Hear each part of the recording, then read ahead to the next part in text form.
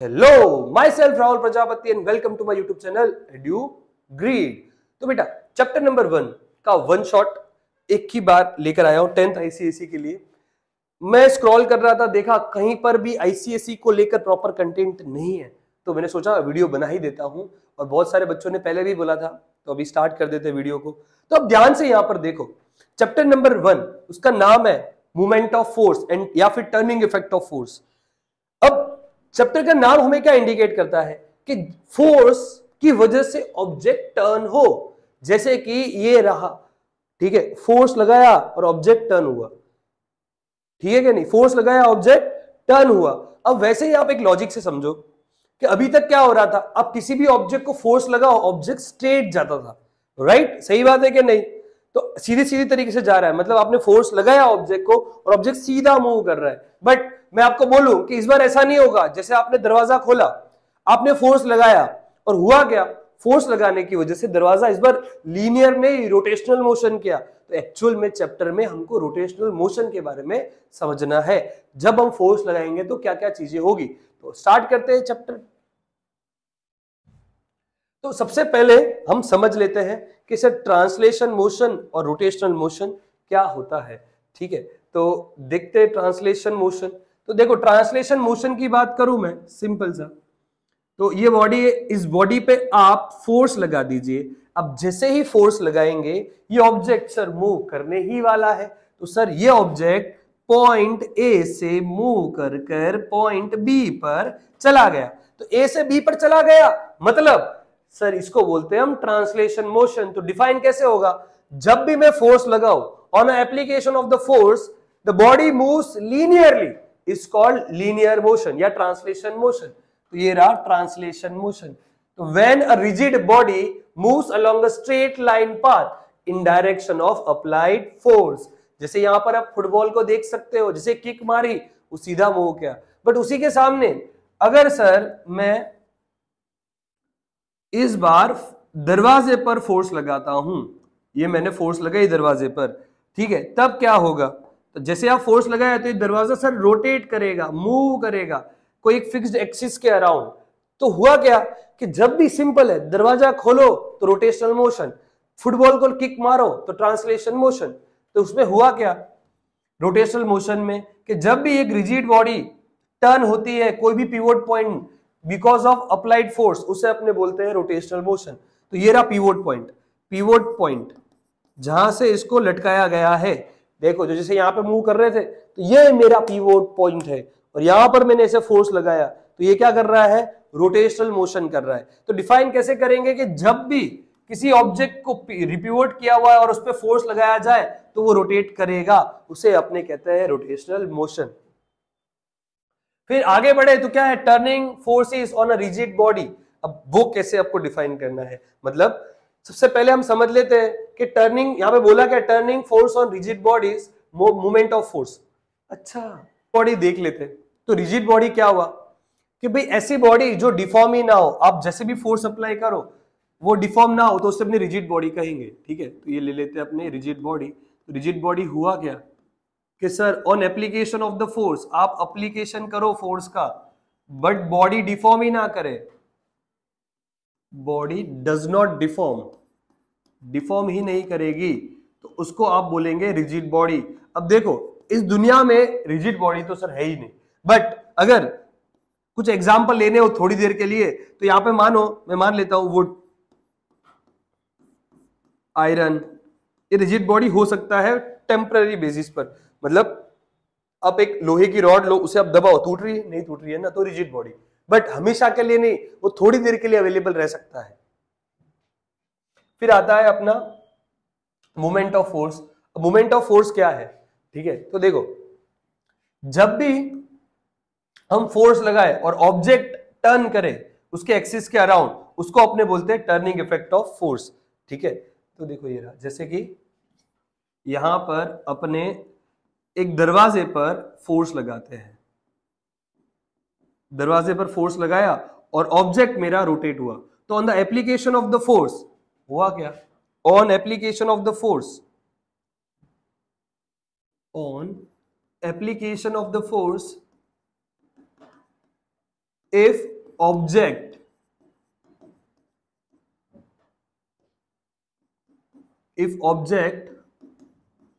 turns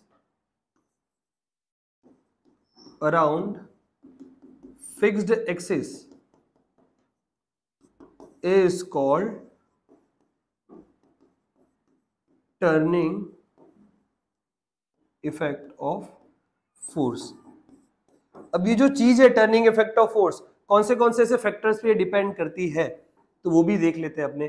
तो मैं यहाँ पर बात करूं फैक्टर्स की, तो फैक्टर्स में कौन से हैं तो देख लेते हैं कि सर ये अगर मैं ध्यान से ऑब्जर्व करूं, मैं तुमको बोलूं कि बेटा दरवाजा है ना, इसको खोलना है, ये दरवाजा आपको ओपन करना है, तो आप क्या बोलोगे सर कि ये दरवाजा अच्छे से इजीली कब खुल पाएगा? पहली चीज, आप फोर्स कितना लगा रहे हो सर, और कहां पे लगा रहे हो। ध्यान से देखो, अगर दरवाजे को मैं बोलूं आपको यहां से खोलना है तो बहुत मुश्किल है, पता है ना, बहुत बार ट्राई करते सोते सोते आलसपन की वजह से ऐसे दरवाजा खोलने का, तो बहुत ज्यादा फोर्स लगाना पड़ता है उस वाले केस के अंदर। पर वही अगर फोर्स अगर एज पे लगाया जाए तो बहुत इजीली हो जाता है। तो ये रिलेशन है, ये हेल्प करता है, ठीक है। तो टर्निंग इफेक्ट ऑफ फोर्स किस पे डिपेंड करता है? पहली चीज तो sir magnitude of the force, आप कितना फोर्स लगा रहे हो, और दूसरा जो फैक्टर है वो डिपेंड करता है परपेंडिकुलर डिस्टेंस। कौन सी डिस्टेंस लेनी पड़ेगी आपको? परपेंडिकुलर, कि परपेंडिकुलर डिस्टेंस कितना है आपका, जितना परपेंडिकुलर डिस्टेंस ज्यादा उतना ज्यादा फोर्स। तो इसका फॉर्मूला अगर मैं फॉर्मुलेट करूं तो torque is equal to force into perpendicular distance. ये टॉर्क भी बोलो या फिर आप प्यार से इसको मोमेंट ऑफ फोर्स भी बोलो, तो भी बात एक ही है।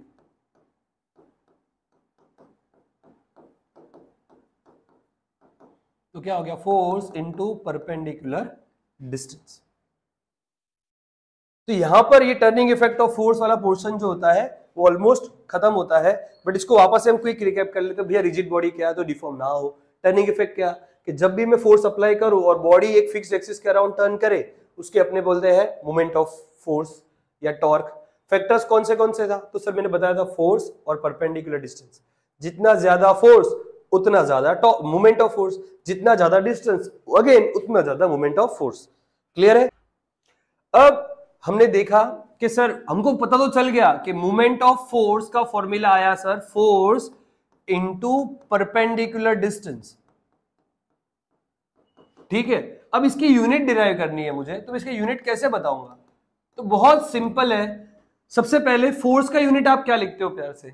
न्यूटन लिखते हो, और परपेंडिकुलर डिस्टेंस का मीटर लिखते हो। ये सिंपल है, इसको हम एसआई यूनिट बोलते हैं, ठीक है। बट अगर मैं न्यूटन को और भी डिफाइन करना चाहूं तो sir F is equal to mass into acceleration होता है, सही बात है कि नहीं? तो दूसरा यूनिट भी यही बना देता हूं, तो movement of force is equal to force into perpendicular distance, ठीक है।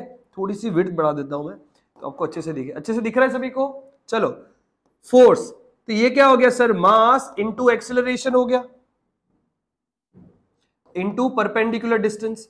अब सर मास जो होता है वो होता है किलोग्राम, एक्सेलरेशन हो गया वो क्या हो गया? मीटर पर सेकेंड स्क्वायर इंटू मीटर। तो हुआ क्या? Kilogram metre square upon second square. ये हो गया दूसरा एसआई यूनिट। अब बहुत बार ऐसा क्वेश्चन पूछते हैं कि एसआई यूनिट से सीजीएस यूनिट में जाना है। सीजीएस मतलब सेंटीमीटर ग्राम सेकेंड, ये यूनिट सिस्टम में जाना है, तो सर कैसे करेंगे? तो देखो ऐसा क्वेश्चन आता है 1 kilogram metre square upon second square equal to dash gram centimetre square upon second square, आपको बताना है। चलो तो इसको कैसे करते हैं मैं आपको सिखाता हूं। ये मोस्ट इंपॉर्टेंट क्वेश्चन है, ये 2 मार्क के अंदर पूछते हैं बहुत बार। अब देखो कैसे कन्वर्ट करते हैं। तो 1 यहां पे किलोग्राम दिख रहा है, अगर मैं आपको बोलूं किलोग्राम को ग्राम में कन्वर्ट करो तो कितना होगा? तो मैं बोलूं कि सर किलोग्राम है तो इसको ग्राम में कन्वर्ट करोगे तो ये हो गया 1000 ग्राम। मीटर को सेंटीमीटर में कन्वर्ट करना है तो ये कितना हो गया? 100। मीटर की जगह क्या आ गया सर? सेंटीमीटर, और उसका आपको करना पड़ेगा स्क्वायर अपॉन सर टाइम में तो सेकंड ही रहता है। तो यहाँ पे ध्यान से देखूं मैं तो ये 1 2 3 और यहाँ पे 1 2 3 4 ग्राम centimetre square upon second square. तो ये कितना हो गया? 1 2 3 4 5 6 7, तो 10⁻⁷ gram centimetre square upon second square. और ये क्या हो गया? 1 kilogram metre square upon second square. इसको प्यार से हम कहते हैं जूल और 10⁻⁷ और इसको हम प्यार से कहते हैं अर्ग, ERG। डन है यहां तक? तो ये क्वेश्चन इंपॉर्टेंट है करना। चलो तो अब हम थियरी देख लेते हैं, आप नोट डाउन कर लेना पॉइंट के अंदर, तो आप यहाँ पे पॉइंट देख पाओगे कि एब्सोल्यूट यूनिट की बात करूं सीजीएस के अंदर तो क्या होती है, डाइन इंटू सेंटीमीटर, जिसको अपने प्यार से बोलते हैं अर्ग। ये डाइन इंटू सेंटीमीटर भी समझा देता हूं आपको। डाइन इंटू सेंटीमीटर कैसे हुआ, देखो एसआई यूनिट के अंदर फोर्स लिखते न्यूटन इंटू मीटर। अब वही जब फोर्स सीजीएस यूनिट में जाता है तो इसको लिखते हैं डायन। मैं इसको ऐसे बोलते डाइन है और मैं प्यार से इसको बोलता हूं डायन, और मीटर को लिखते हैं अपने सेंटीमीटर। क्लियर है? तो यहां पर जो हमने किया है इसको थोड़ा सा और ऐड करके दिखा देता हूं। देखो कैसे, F is equal to MA, जिसको प्यार से अपने आप न्यूटन बोलते हो, राइट। न्यूटन कैसे डिफाइन करते हो आप, ये किलोग्राम, ये मीटर और ये सेकेंड स्क्वायर, तो ये क्या हो गया पूरा, इसको बोलते हैं अपने न्यूटन।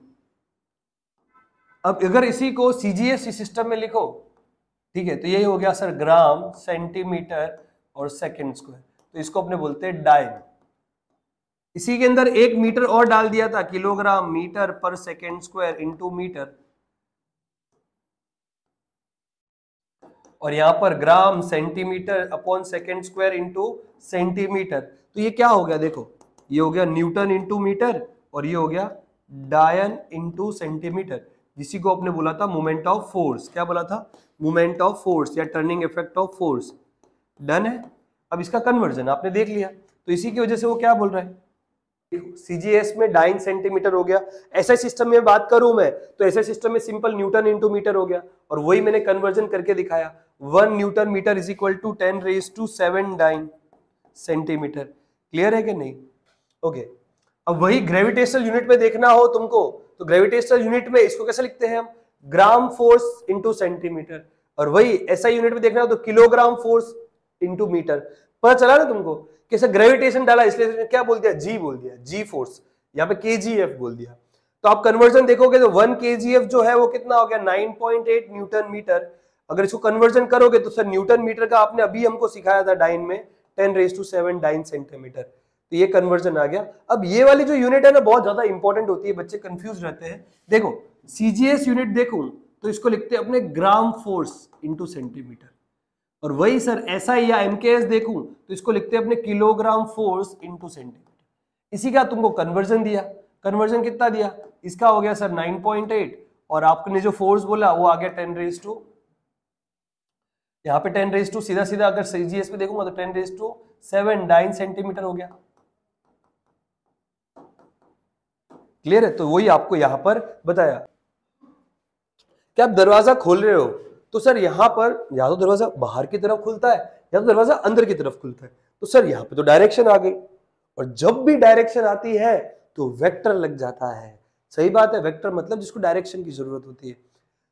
अब मुझे कंफ्यूजन ऐसी है सर कि अगर बाहर खुल रहा है तब इसको अलग कैसे करेंगे, और अंदर खुल रहा है तब कैसे अंदर करेंगे, पॉसिबल है ना। देखो इसको ऐसे फोर्स किया तो ये ऐसे जा रहा है, बट यहां से फोर्स दिया तो ऐसे भी आ रहा है, तो ये टर्निंग इफेक्ट ही है। पर सर यहां पर दोनों का डायरेक्शन अलग अलग आ रहा है, तो उसको डिफरेंशिएशन कैसे करेंगे फिजिक्स में, तो सिंपल सा है, प्लस और माइनस देकर। अब प्लस माइनस में कैसा है, तो देखो आपने बोल दिया कि आप एंटी क्लॉकवाइज, एंटी क्लॉकवाइज मतलब घड़ी की उल्टी दिशा में चले उसको एंटी क्लॉकवाइज, क्लॉकवाइज माने जो घड़ी की सेम डायरेक्शन में चले वो हो गया क्लॉकवाइज। एंटी क्लॉकवाइज तो सर यहां पर घड़ी की उल्टी दिशा पहचानना तो बहुत भारी पड़ता है, कैसे पहचाने, तो एक मस्त शॉर्टकट सिखाता हूं। अभी यहां पर सबसे पहले अपना राइट हैंड ऊपर करो, किया, कुछ गलत नहीं करवा रहा हूं, हाथ खड़ा ऊपर करो। फिर यहां पर आपको करना क्या है, ये टर्न करना है, ठीक है। तो ये जो डायरेक्शन क्या है, ये उंगलियों का जो डायरेक्शन जा रहा है वो एंटी क्लॉकवाइज है। वो क्या है, एंटी क्लॉकवाइज। तो देखो यहां पर ऐसा है तो ऐसे मूव कर रहा है, तो ये हो गया मेरा एंटी क्लॉकवाइज। इसको आपको पॉजिटिव लेना है, मतलब यहां पर ये ऐसे जो मोशन कर रहा है मेरा, ये ऐसे वाला वो एंटी क्लॉकवाइज, बट ऐसे जो मोशन करेगा वो क्लॉकवाइज, ये क्लॉकवाइज और ये एंटी क्लॉकवाइज। डांस करके ये एंटी क्लॉकवाइज, ओके, और ये क्लॉकवाइज, ये एंटी क्लॉकवाइज। डन है? चलो तो यहां पर डिफरेंशिएशन फैक्टर समझ में आया कैसे हम डिफरेंशिएट करेंगे कि सर अगर ऑब्जेक्ट ऐसे मूव कर रहा है एंटी क्लॉकवाइज तो पॉजिटिव, बट सर अगर ऑब्जेक्ट मेरा ऐसे मूव करे तो negative, that is in clockwise direction. Done है कि नहीं? अब ये अगर डायरेक्शन पे डिपेंडेंट हुआ, ठीक है, तो क्या होगा, जो चीज डायरेक्शन पे डिपेंड होती है उसे अपने वेक्टर क्वांटिटी कहते हैं। अब से इसका रियल लाइफ में यूज कहां कहां होता है, इसका रियल यूज कहां कहां पर है? तो आप जो वाटर टैप ओपन करते हो वहां पर भी आप देखो फोर्स लगाते हो, ऑब्जेक्ट गोल घूमता है, मतलब वो टैप का जो पार्ट है ऊपर जिससे पानी आ रहा है वो ऊपर गोल घूम रहा है, उसका handle. Screw driver, turning effect of force, winding a watch और क्लॉक विद अ की। पहले ऐसे वॉच आती थी, पता है, ऐसे की कंप्लीट करने की, फिर वो की के बेस पर वो क्लॉक रोटेट करते थे। पर यहां पे भी आप देख क्या रहे हो, टर्निंग इफेक्ट दे रहे हो, ठीक है।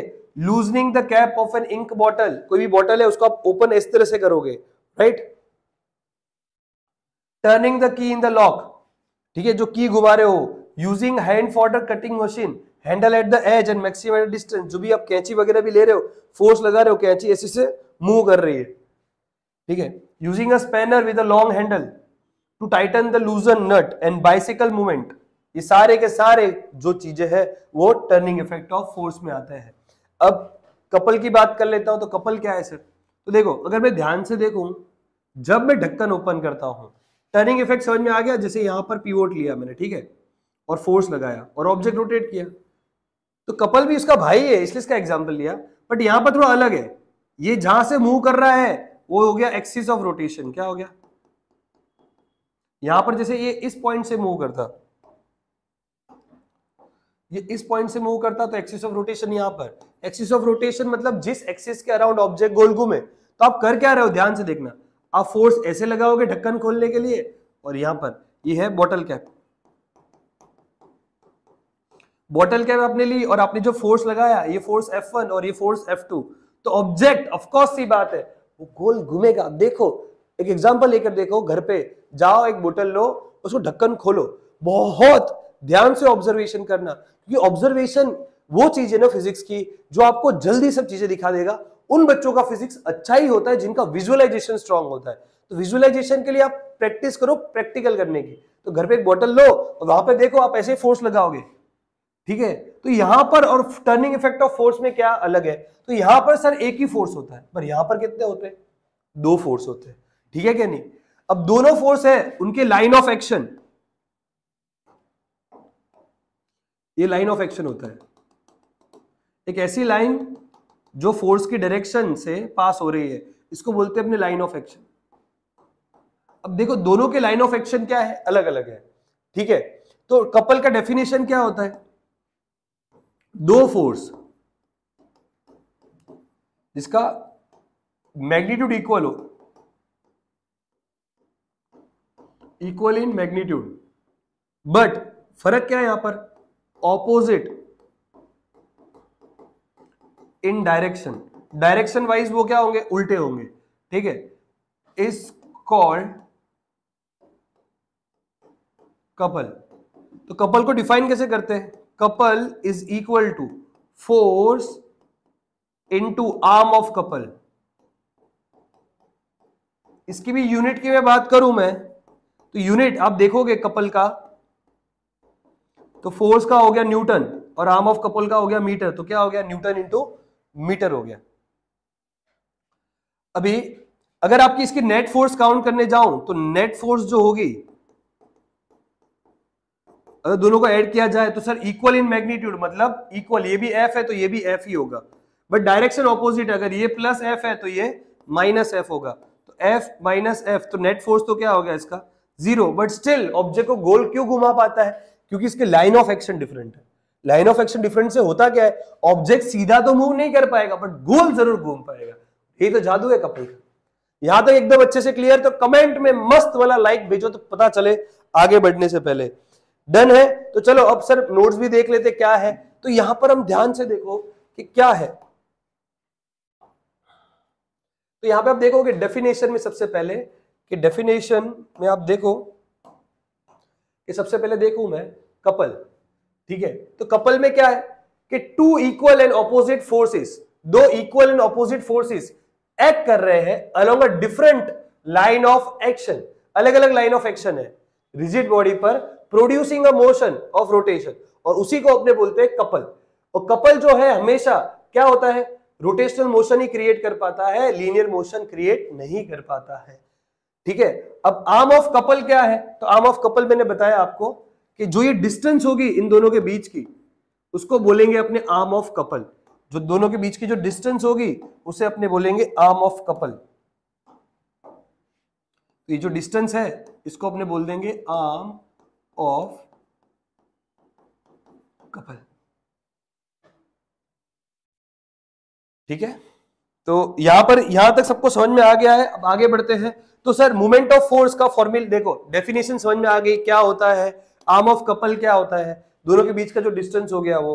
अब यहां पर मैं बात करूं कि फॉर्मूला क्या होगा, तो force into arm of couple, unit देख ली मैंने, कौन सा आ गया, न्यूटन मीटर ले लो, या सीजीएस सिस्टम के अंदर क्या हो गया, डाइन सेंटीमीटर। अब दूसरा जो टॉपिक आता है वो आता है इक्विलिब्रियम। अब ये बड़ा मजेदार टॉपिक है। कभी ऐसा ट्राई किया है कि कभी गार्डन में, पार्क में गए हो और इच्छा हो गई है कि सर अभी है ना सीसो पे बैठना है, और सीसो पे बैठने गए और आप बैठे, तो आप ऐसा ट्राई करते हो कि ऐसा कोई सामने व्यक्ति बैठे जो आपको बैलेंस कर पाए, मतलब सीसो ऐसे रहे। सही बात है। अब उसको भी अगर ऑब्जर्व करो तो फिजिक्स का इक्विलिब्रियम के पोर्शन में आता है।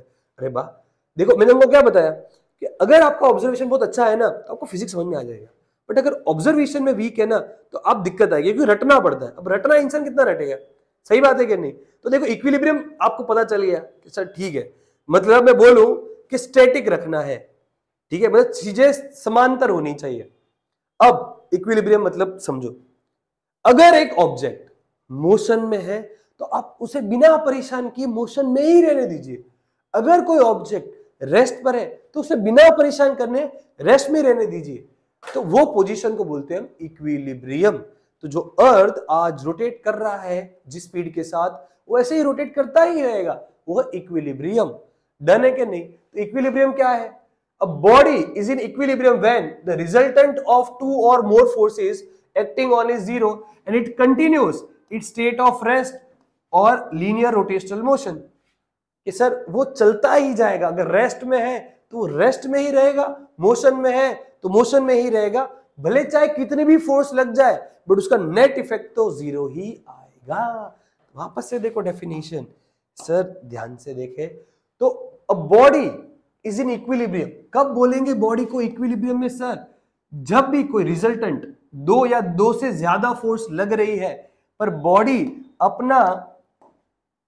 बॉडी अपना स्टेट ऑफ रेस्ट कंटिन्यू ही रखे, स्टेट ऑफ रेस्ट या फिर लीनियर मोशन कंटिन्यू ही रखे, तो उसे अपने बोल देंगे इक्विलिब्रियम। अब इक्विलिब्रियम के कंडीशन, मतलब इक्विलिब्रियम के दो प्रकार है, एक है स्टैटिक और एक है डायनेमिक। क्यों स्टैटिक, तो देखो यहां पर आपने पहले बताया है रेस्ट के बारे में, फिर आपने बताया है मोशन के बारे में। अगर आप रेस्ट के बारे में बता रहे हो तो स्टैटिक इक्विलिब्रियम, अगर आप मोशन के बारे में इक्विलिब्रियम बता रहे हो तो डायनेमिक इक्विलिब्रियम। अब स्टैटिक इक्विलिब्रियम है तो देखो, अगर बॉडी एक रेस्ट पर है, कभी भी कितनी फोर्स लग जाए पर उस रेस्ट पर ही रहे तो उसे बोलते हैं static equilibrium. Body uniform motion में ही रहे चाहे भले कितने भी फोर्स लग जाए, वो अपने बोलेंगे डायनेमिक इक्विलिब्रियम। ठीक है, इसके एग्जांपल देख लो। तो एक वुडन ब्लॉक को अगर आप टेबल के ऊपर रख देते हो, ठीक है, और फोर्स अप्लाई करो पर तो भी वो बैलेंस रहे उसके वेट से, नॉर्मल रिएक्शन से, किससे भी, जैसे कि देखो यहां पर मैं देखूं और यहां पर, डन है, यहां पर ये ऑब्जेक्ट ऐसा ही रहे। अब कैसे रह पाएगा, देखो यहां पे आपने लगा दिया वेट फोर्स mg और ऊपर की तरफ लग रहा है नॉर्मल फोर्स। आपने यहाँ पे फोर्स भले लगाया बट यहां पर लग रहा है फ्रिक्शन, तो ये सब फोर्सेस एक दूसरे को बैलेंस कर रहे हैं और ऑब्जेक्ट रुका हुआ रहेगा। तो दो प्रकार के इक्विलिब्रियम, स्टैटिक और डायनेमिक। अब कंडीशन क्या है इक्विलिब्रियम होने की, तो पहली कंडीशन क्या है, सारे के सारे फोर्सेस जीरो होने चाहिए। मतलब all the forces acting on a body, ये जितने भी सारे फोर्स हैं वो सब के सब अगर आप जोड़ोगे तो वो जीरो आएगा। पहली कंडीशन ये। दूसरा कंडीशन क्या है कि resultant of all rotational forces, मतलब जितने भी मूवमेंट ऑफ फोर्स लगेंगे वो सारे के सारे जीरो होने चाहिए। समझ में आया, ये दोनों कंडीशन, मतलब सम ऑफ ऑल, इसका मतलब होता है सम, ऑफ फोर्स इज 0 होना चाहिए। दूसरा, sum of all moment of force, sum of all moment of force वो भी 0 होना चाहिए। अगर ये 0 है तो कंडीशन को हम इक्विलिब्रियम कहेंगे। यस, पर अभी हमको लास्ट वाला सर पॉइंट समझ में नहीं आया। आपने वो पॉइंट समझाया था कि सारे मोमेंट ऑफ फोर्स 0 होने चाहिए, ऐसे तो कैसे समझ में आएगा 0 हो? मैं बैठा हूं ना, खाली कमेंट में मैसेज कर दो, मैं सिखा देता हूं। तो देखो सिंपल है, मैं बोलूं कि आप पहले भैया जाकर सीसॉ पर एक मोटू आदमी को बिठा दीजिए, तो ये मोटू यहां बैठ गया, तो मुझे दो ही तरीके से इसको बैलेंस करता हूं। इतना ही मोटू मुझे यहां बिठाना पड़ेगा, या फिर तो अगर मेरे पास इतना मोटू नहीं है तो मुझे इसको थोड़ा सा खिसकाना पड़ेगा, और यहां थोड़ा पतलू बैठेगा तो भी बैलेंस हो जाएगा। सर ये कर क्या रहे हो? तो ध्यान से देखो मेरे बेटा, यहां पर ये फोर्स कहां लगेगी? नीचे की तरफ। ये फोर्स कहां लगेगी? नीचे की तरफ। ठीक है, अब ये इसका एक्सिस ऑफ रोटेशन और ये इसका हो गया परपेंडिकुलर डिस्टेंस, ये हो गया परपेंडिकुलर डिस्टेंस। डन है? तो अब ध्यान से देखो, तो ये तो हो गया moment of force sir, force into perpendicular distance. सही बात कि नहीं? और आपने सिखाया भी कि सर अगर मैं इसको फोर्स लगा रहा हूं और यहां पर मेरा ऑब्जेक्ट गोल घूम रहा है, ठीक है कि नहीं? तो अब यहां पे आप ध्यान से देखोगे तो फोर्स लगाने पर ये ऑब्जेक्ट ऐसे मूव करेगा, ठीक है कि नहीं? और यहां पर आप फोर्स लगा रहे हो तो ये रहा एक्सिस ऑफ रोटेशन, ऐसे मूव करेगा। तो ध्यान से देखो तो सर ये है एंटी क्लॉकवाइज और ये तो आ गया क्लॉकवाइज। अगर इक्विलिब्रियम चाहिए, अगर इक्विलिब्रियम चाहिए तो anti clockwise moment of force plus clockwise moment of force 0 होना चाहिए। और सर हमने देखा भी था कि क्लॉकवाइज एक्चुअल में खुद होता है नेगेटिव। अगर ये नेगेटिव है यहां पर तो उस तरफ जाएगा तो पॉजिटिव हो जाएगा। तो बोल सकता हूं प्यार से इसको लिखता हूं ACWD moment of force should be equal to CWD moment of force. अगर ये कंडीशन होगी तो उसे अपने सेकंड केस में लेंगे, और इसी को बोलते हैं अपने प्रिंसिपल ऑफ मूवमेंट्स। क्या बोलते हैं इसको? Principle of movement. चलो भैया अब थियरी देख लेते हैं, वन शॉट की थियरी। ये पीपीटी अगर आपको चाहिए है तो आपको इसको शेयर करना पड़ेगा। आप इसको शेयर करोगे तो मैं लिंक नीचे डाल दूंगा। अब देखो प्रिंसिपल ऑफ मूवमेंट है क्या? देखो अगर एक बॉडी इक्विलिब्रियम में है, ठीक है, under the action of multiple force, अगर एक बॉडी इक्विलिब्रियम आप बोल रहे हो है, कभी प्रिंसिपल ऑफ मूवमेंट लगेगा? पहली कंडीशन इक्विलिब्रियम में होनी चाहिए। हमने वही ट्राई किया उसको बैलेंस करने का, भले कितनी भी फोर्स लगे, but the sum of clockwise movement about the turning point is equal to the sum of anticlockwise movement. देखो यही बोला ना कि इक्विलिब्रियम कंडीशन में हो, कितनी भी फोर्स लग रही हो, पर क्लॉकवाइज और anti clockwise movement of force बराबर होना चाहिए, तो इसे अपने प्रिंसिपल ऑफ मूवमेंट कहेंगे। ठीक है, या अगर मैं प्यार से बोलूं, अगर दूसरा तरीका बोलना है तो सारे के सारे movement of force turning effect के अराउंड 0 होने चाहिए। यहां तक सबको अच्छे से क्लियर समझ में आ गया? अब आते हैं हम सेंटर ऑफ ग्रेविटी। अब ये जो टॉपिक है it is very important in centre of gravity वाला। सेंटर ऑफ ग्रेविटी होता क्या है? तो आपको मैं बोलूं कि जैसे मुझे कोई बुक वगैरह बैलेंस करनी है, तो मैंने देखा है बहुत बार बच्चे ने से बुक घुमाते भी है उंगलियों से, ठीक है, तो जो पॉइंट पे वो घुमा रहा है जिससे पूरी बॉडी बैलेंस रह रही है वो सेंटर ऑफ ग्रेविटी है। अगर देखे आप भी निकाल सकते हो सेंटर ऑफ ग्रेविटी। जैसे ये ऑब्जेक्ट है, इसको ऐसे सेंटर से ऐसे मैं लेकर आ रहा हूं,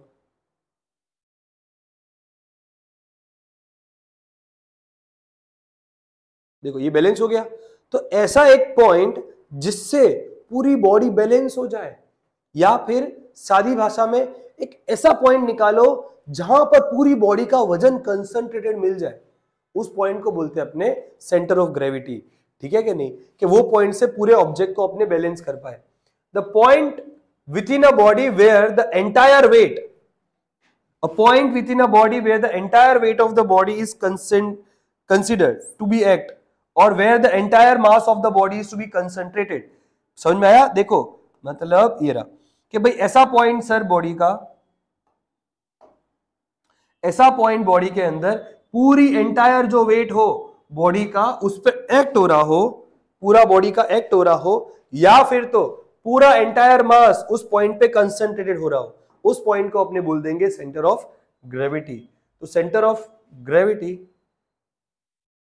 कि जहां पे सारी की सारी फोर्सेस, रिजल्टेंट फोर्सेस मतलब जितनी भी फोर्स का नेट इफेक्ट है उसको रिजल्टेंट कहते हैं, are like parallel forces due to gravity acting on individual particle and body acts vertically downward. अब ये बोलना क्या चाह रहा है समझा देते तुमको, बड़ा भारी भाषा लिखा है, टेक्स्ट बुक का है इसलिए। अब देखो ये जो बॉडी है, इस बॉडी के अंदर we know that we have different particles, infinite number of particles, and every force is acting downwards and they are parallel as you can see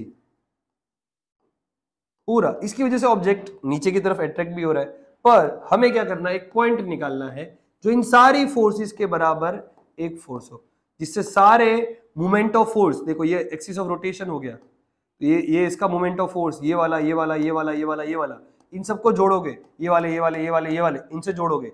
जैसे कि मान लो यहाँ पर 10 newton metre 10 newton metre 10 newton metre और यहाँ पे -10 जोड़ दिया तो आंसर नेट क्या आया 0, तो बॉडी बैलेंस हो गई। तो ये जो पॉइंट मिला है जिसके अराउंड पूरी बॉडी बैलेंस रह रही है वही मेरा क्या है, सेंटर ऑफ ग्रेविटी है।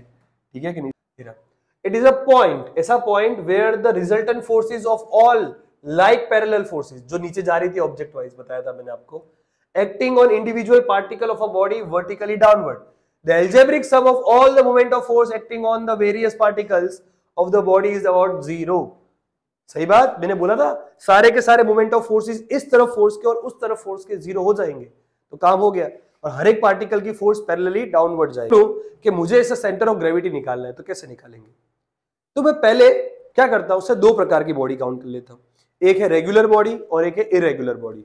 रेगुलर बॉडी वो जिसको आप आराम से फॉर्मूला से एरिया निकाल सकते हो, बट इरेगुलर मतलब जिसको फॉर्मूला से आप एरिया नहीं निकाल सकते हो। सिंपल डेफिनेशन बता देता हूं, रेगुलर बॉडी होती तो आप मानो जैसे रेगुलर बॉडी के अंदर, रेगुलर बॉडी में सर क्या क्या आ गया, स्क्वायर आ गया,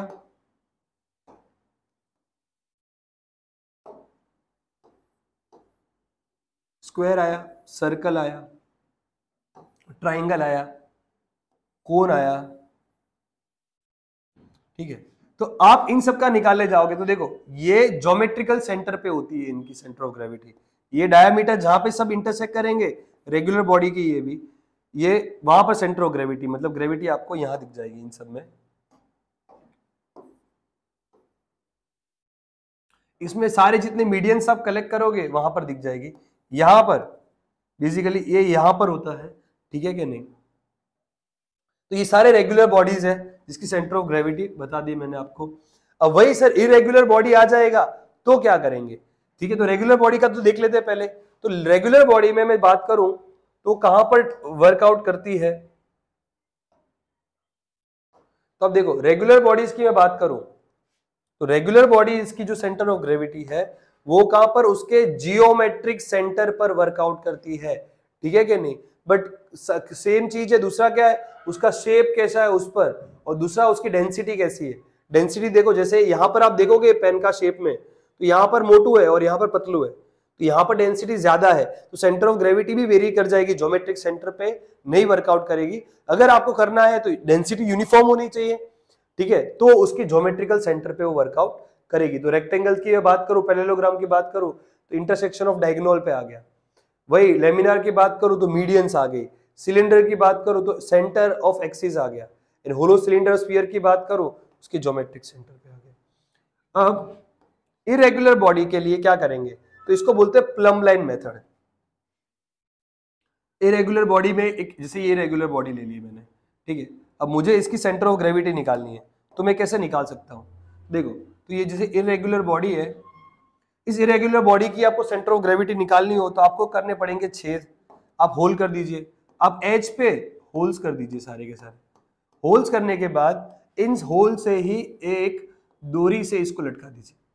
जैसे इस पॉइंट से लटकाया तो ये पॉइंट नीचे की तरफ गया, फिर आपने यहां से पकड़ के लटकाया, ठीक है कि नहीं, ऐसे लटकाना है आपको, ठीक है। बेसिकली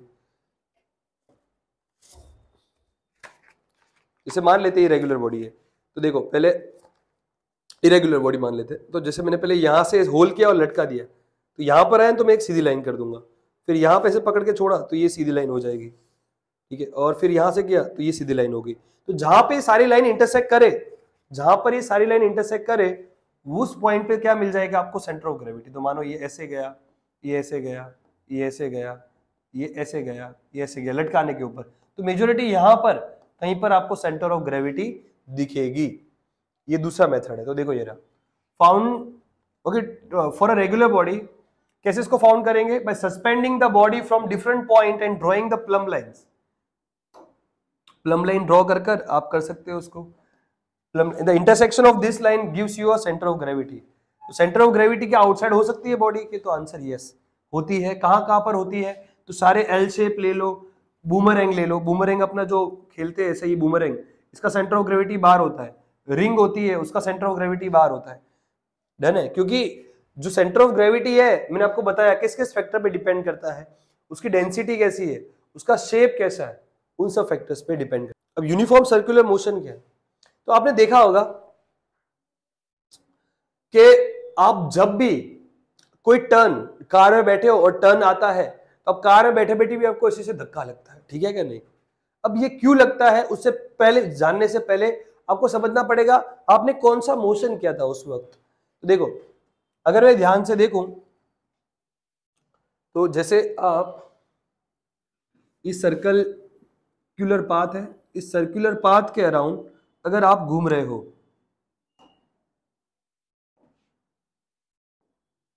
इस सर्कल है और ये इसके सर्कुलर पाथ के अराउंड आप घूम रहे हो गाड़ी लेकर, तो ये सर्कुलर मोशन क्या होता है, if object is moving with constant speed but variable velocity across circular path, उसे अपने बोलते हैं यूनिफॉर्म सर्कुलर मोशन। तो देखो यहां पर ये ऑब्जेक्ट ऐसे रोटेट कर रहा है, मतलब गाड़ी चला रहा है, ये सेंटर है इसका, इस सेंटर के अराउंड ये कामकाज हो रहा है, सब कुछ इस सेंटर के अराउंड सब काम हो रहा है, ये ऑब्जेक्ट गोल घूम रहा है। अब यहाँ पे आप देखोगे तो यहाँ पर अगर सर स्पीड तो क्या है, कांस्टेंट है, अगर कांस्टेंट स्पीड है तो एक्सेलरेशन 0 होना चाहिए था, नहीं होगा, क्योंकि एक्सेलरेशन वर्क करता है change in velocity upon time पर। अगर सर वेलोसिटी 0 नहीं है, वो डायरेक्शन वाइज चेंज हो रही है, कैसे, इस पॉइंट पे वेलोसिटी यहाँ होगी, इस पॉइंट पे वेलोसिटी यहाँ होगी, इस पॉइंट पे वेलोसिटी यहाँ होगी, मतलब उसका टेंजेंट ड्रॉ करने पर वो आपको दिखेगी। क्लियर है कि नहीं सबको। तो जब भी ऑब्जेक्ट सर्कुलर मोशन कर रहा होता है कांस्टेंट स्पीड के साथ बट वेरिएबल वेलोसिटी, वेरिएबल क्यों है, क्योंकि वेलोसिटी डायरेक्शन डिपेंडेंट है, तो डायरेक्शन बदल रही है इसलिए वेलोसिटी भी बदल रही है। तो यूनिफॉर्म मोशन को यहां पर डिफाइन किया है मैंने, देख लो, the motion of a body around a circular path with a uniform speed but the variable velocity acted upon a uniform acceleration। Acceleration कैसा हो जाएगा, यूनिफॉर्म हो जाएगा। अब मैं कंपैरिजन बात करूं यूनिफॉर्म लीनियर मोशन के साथ, तो यूनिफॉर्म लीनियर मोशन में क्या बोलते हैं अपने, object moving with the constant velocity, ठीक है, तो ये रहा constant speed and constant velocity, तो एक्सेलरेशन 0 हो जाता है, बट वही कांस्टेंट स्पीड वेरिएबल वेलोसिटी तो एक्सेलरेशन 0 नहीं हुआ। ये इसका सिंपल सा कंपैरिजन है। और ऐसा होने पर होता क्या है कि अगर सर एक्सेलरेशन लगा है तो F is equal to ma होता है, सही बात है, F इज इक्वल टू क्या होता है, F is equal to ma होता है, ठीक है कि नहीं। अब यहां पर सर एक्सेलरेशन लगा है तो फोर्स भी लगेगा, और वो फोर्स जो लगता है वो है सेंट्रीपिटल या सेंट्रीफ्यूगल फोर्स। अब सेंट्रीपिटल सेंट्रीफ्यूगल क्या है, तो सर जब भी हम जब गोल घूमते हैं तो हम पर एक फोर्स लगता है, ठीक है क्या नहीं, और वो फोर्स होता है सेंट्रीपिटल, जो सेंटर की तरफ लगता है। सेंट्रीपिटल फोर्स कहाँ लगता है, वो सेंटर की तरफ लगता है। सेंट्रीफ्यूगल फोर्स जो सेंटर से बाहर लगता है। तो ये दो फोर्स के बारे में पढ़ना पड़ेगा। तो ये रहा सेंट्रीपिटल फोर्स। तो देखो, a force directed towards the centre, for a circular path, जब भी ऑब्जेक्ट गोल घूमेगा तो उस पर फोर्स लगेगा, और वो जो फोर्स है वो सर्कल की तरफ एक्ट होगा, always acting at a right angle to the direction of the motion. जो भी मोशन हुआ इसका, जैसे यहां पे ये वेलोसिटी आई तो इसके परपेंडिकुलर एक्सेलरेशन यहां अंदर लग जाएगा। मैग्नीट्यूड की बात करूं तो उसका फॉर्मूला है mv²/r, जहां पे m मास है और v वेलोसिटी है या स्पीड है और r रेडियस है। रिक्वायरमेंट की बात करूं तो एक्सटर्नल फोर्स जरूरी होता है, ठीक है, to change the body direction and the maintain the circular motion as per the Newton's first law, ठीक है कि नहीं। अब मैं बात करूं दूसरे, तो देना ही पड़ेगा तभी जाकर ये सर्कुलर मोशन करेगा, खुद से नहीं करेगा, वो रिक्वायरमेंट थी। अब ये कहां कहां देखने मिलता है, तो देखो आपने जब एक लंगच बांध दिया और घुमाया उसको, ठीक है, जब आप लंगच को घुमा रहे हो तो हो क्या रहा है उस केस के अंदर, वो जो पत्थर है उसे खींच रहा है, तो उसकी वजह से एक सेंटर की तरफ भी फोर्स लग रहा है। तो वो जो सेंटर पे जो फोर्स लग रहा है, क्योंकि डोरी पहले एकदम ढीली थी, पर जब पत्थर आया तो खींच रहा है, ठीक है, क्यों, एक फोर्स बाहर की तरफ भी लग रहा है, एक फोर्स अंदर की तरफ भी लग रहा है। जो बाहर फोर्स लग रहा है वो सेंट्रीफ्यूगल फोर्स, बट जो अंदर लग रहा है वो सेंट्रीपिटल फोर्स, ठीक है। इसी की वजह से जब हम मेरीगो राउंड में बैठते हैं या कोई ट्रैक पर बैठे हैं जहां पे मोशन सर्कुलर वाला दिख रहा है, तो हमको अंदर भी फोर्स लगता है, बट साथ ही साथ हमको एक बैलेंसिंग फोर्स भी लगता है। इसी की वजह से गाड़ी या हम गिरते नहीं है। डन है। तो सेंट्रीपिटल फोर्स तो समझ लिया, centrifugal same, the force acting away from the centre, ठीक है कि सर्कुलर मोशन में इसका मैग्नीट्यूड इक्वल होगा mv²/r जितना ही होगा, ठीक है कि नहीं, बट डायरेक्शन उसकी उल्टी होगी। नेचर क्या है, it is a reaction force as per the Newton's third law, हर एक्शन का रिएक्शन भी होता है, ठीक है। Centripetal force act on a rotating body while centrifugal force is a reaction exerted by the rotating body। जब भी object rotate करेगा तो सेंट्रीपिटल तो लगना ही है, बट बाय रिएक्शन सेंट्रीफ्यूगल भी लगता ही लगता है। तो हैमर में बात करो, hammer move tangentially after the release in the hammer throw, ठीक है, हैमर थ्रो करते अपने से फेंक कर, जब छोड़ते हो तो क्यों दूर चला गया, क्योंकि फोर्स लग रहा था उसके ऊपर सेंट्रीफ्यूगल, ठीक है। अब सेंट्रीपिटल और सेंट्रीफ्यूगल का डिफरेंस की मैं बात करूं तो सेंट्रीपिटल सर सेंटर की तरफ लगता है, सेंट्रीफ्यूगल सेंटर से दूर लगता है, ठीक है कि नहीं। ये दोनों की दोनों बॉडी पर लगने ही वाला है। अगर मैं पत्थर को घुमा भी रहा हूं तो पत्थर का एक फोर्स अंदर की तरफ भी है, पत्थर का दूसरा फोर्स बाहर की तरफ भी है। तो यहां पर आपका वन शॉट होता है खत्म। मैं दूसरे वाला चैप्टर जल्द ही लेकर आऊंगा, और अगर ये पीपीटी चाहिए तो आपको इसको शेयर करना पड़ेगा, ठीक है। तो मैं इसको आपको व्हाट्सएप ग्रुप में शेयर करूंगा या टेलीग्राम पे शेयर करूंगा या लिंक डाल दूंगा। तो मिलते हैं हम नेक्स्ट वीडियो में।